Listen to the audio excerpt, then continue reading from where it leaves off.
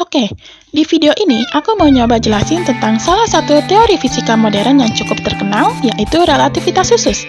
Teori relativitas khusus ini diperkenalkan oleh Einstein pada tahun 1905. Teori ini dikatakan relativitas khusus karena hanya berlaku untuk kerangka acuan inersial, yaitu kerangka acuan yang bergerak dengan kecepatan konstan terhadap kerangka acuan lain. Nah, di dalam teori ini terdapat dua postulat. Yang pertama, hukum-hukum fisika memiliki bentuk yang sama pada semua kerangka acuan yang bergerak dengan kecepatan tetap, yaitu tadi kerangka acuan inersial. Contohnya adalah seperti ini. Ketika kamu naik kereta, kemudian kereta itu bergerak dengan kecepatan yang mendekati hampir kecepatan cahaya, yaitu misalnya 0,8 c.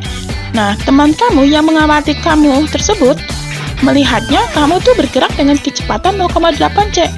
Sedangkan kamu yang berada di dalam kereta justru melihat temanmu bergerak dengan kecepatan 0,8 c. Kemudian yang kedua adalah kelajuan cahaya tidak bergantung pada kelajuan sumber cahaya maupun kelajuan pengamatnya. Berbeda dengan teori relativitas Newton yang menyatakan ruang dan waktu adalah mutlak. Pada postulat yang kedua ini, Einstein menyatakan justru ruang dan waktu itu yang relatif. Kelajuan cahaya dalam vakum merupakan besaran mutlak. Artinya, tidak ada kelajuan lain yang lebih besar daripada kelajuan cahaya. Jadi, diukur dalam semua kerangka acuan bergerak, kelajuan cahaya dalam vakum adalah sama. Nah, salah satu dampak dari teori relativitas khusus ini adalah kontraksi panjang atau kontraksi Lorentz. Ketika kecepatan benda mendekati kecepatan cahaya, ternyata bukan hanya waktu yang berubah, melainkan jarak atau panjang dari suatu benda, di mana akan ada pemendekan jarak atau panjang dari benda yang diamati oleh dua pengamat yang bergerak relatif. Nah, pemendekan panjang inilah yang dikenal dengan kontraksi panjang.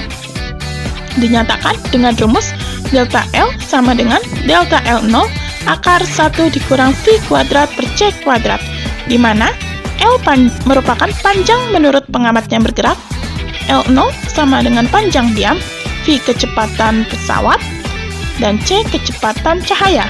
Nah, contoh kasusnya itu seperti ini. Bentar, kok gambarnya burem? Kacamata mana? Kacamata.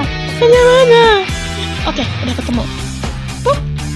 Nah, contoh kasusnya itu kita dapat lihat bahwa terdapat dua pengamat, ada Ani dan Budi. Budi merupakan astronot yang akan meluncur dari bumi ke bulan. Nah, menurut Budi, ketika roketnya dalam keadaan diam, panjang roketnya adalah 50 meter. Kemudian, roket tersebut bergerak dengan kecepatan 0,8 c.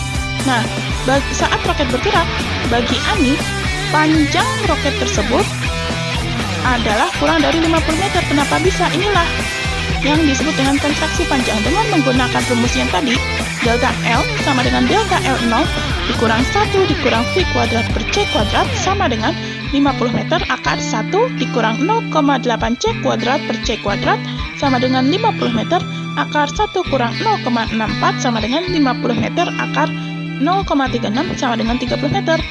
Jadi, ketika roket tersebut bergerak dengan kecepatan 0,8 c dan diamati oleh Ani dari bumi, panjang roket tersebut adalah 30 meter. Nah, kemudian jika bagi si Ani pengamat di bumi, panjang jarak dari bumi ke bulan itu adalah 400.000 km. Namun, itu berbeda dengan Budi. Kenapa? Dengan menggunakan prinsip yang tadi, yaitu kontraksi panjang, delta L sama dengan delta L0 akar 1 dikurang V kuadrat per C kuadrat sama dengan 400.000 akar 1 kurang 0,8 C kuadrat per C kuadrat.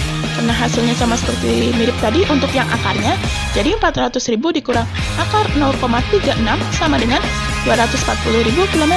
Di sini dapat kita lihat bahwa jarak yang Budi tempuh bagi dia hanya 240 km. Jadi, pada kontraksi panjang ini, jika ada dua orang pengamat mengamati suatu peristiwa, yang satu diam dan yang satu lagi bergerak terhadap peristiwa itu, maka persamaan ruang dan waktunya tidak akan sama. Sekian dari penjelasan dari aku. Mohon maaf bila banyak kekurangan.